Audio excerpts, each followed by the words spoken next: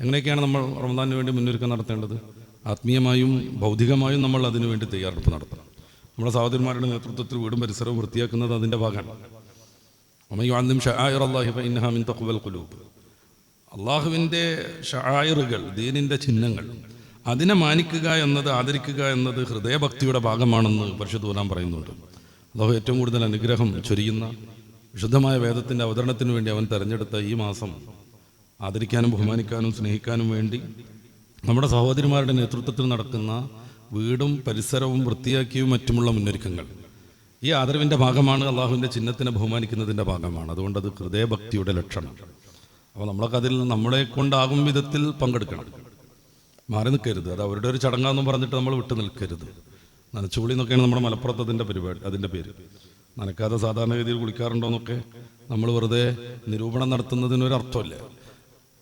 വീടും പരിസരവും അവരുപയോഗിക്കുന്ന എല്ലാ വസ്തുക്കളും നനച്ച് കഴുകി പിന്നെ കുളിക്കുന്നതാണ് ഈ നനച്ചുകുളി. അതുകൊണ്ട് ഒരു ഇഞ്ച് വിടാതെ അവർ വൃത്തിയാക്കും, പരിസരം വൃത്തിയാക്കും.